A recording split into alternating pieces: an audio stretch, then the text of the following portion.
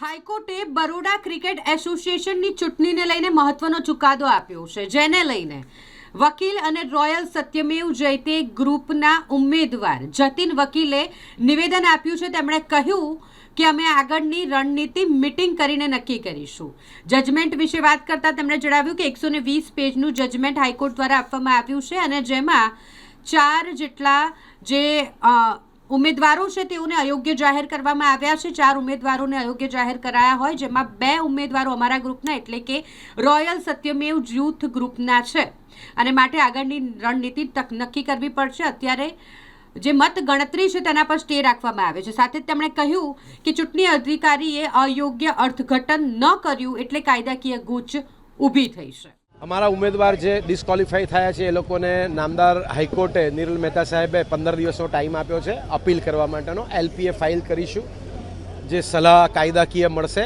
એ મુજબ અત્યારે ડિસ્કશન થઈ જ રહ્યું છે, અર્થઘટન પણ થઈ રહ્યું છે કે આગળ શું કરવું એની ચર્ચા થઈ રહી છે અને એને પ્રમાણે નિર્ણય લીધા બાદ જો એવું નક્કી થશે કે એલપીએ ફાઇલ કરવી છે તો આગળ એલપીએમાં આગળ જઈશું।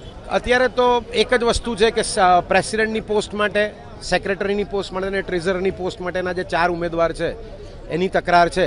એના સિવાયનું બાકીનું જો કાઉન્ટિંગ આગળ વધે તો ચિત્ર ક્લિયર થઈ શકે કે કોણ જીતે છે કોણ હારે છે। પણ હવે નામદાર સુપ્રીમ કોર્ટે 30મી સુધી સ્ટે આપેલો છે, જે 18મી તારીખે એમણે 18મીને આગળ 18મીએ જે કરેલી એરેન્જમેન્ટ છે આગળ કહી છે, પણ 18મીનો ઓર્ડર મેં હમણાં વાંચ્યો એ દિવસે કોઈ ઓર્ડર નથી, તો એટલે મારી સમજ મુજબ એવું છે કે 13મી તારીખે જે ઓર્ડર કર્યો તો કાઉન્ટિંગ નહીં કરવું એને આગળ વધાર્યો હશે, પણ તેમ છતાં કાયદાકીય સલાહ મેળવી રહ્યા છે।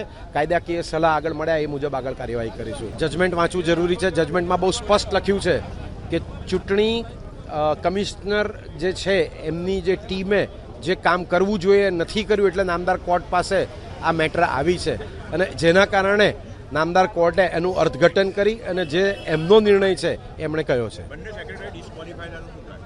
બંને સેક્રેટરી ડિસ્ક્વોલિફાય થાય તો રી ઇલેક્શન આપવું પડે એટલા પૂરતું, પણ એ પણ કાયદાકીય સલાહ આગળ લઈશું। શું થાય છે, કોણ સત્તામાં આવે છે અથવા નામદાર હાઈકોર્ટ શું ગાઈડલાઈન આપે છે એ પ્રમાણે આગળ મતગણતરીમાં તો ચોક્કસ સત્યમેવ જયતે રોયલ ગ્રુપ જે છે 100% જીતવાનું।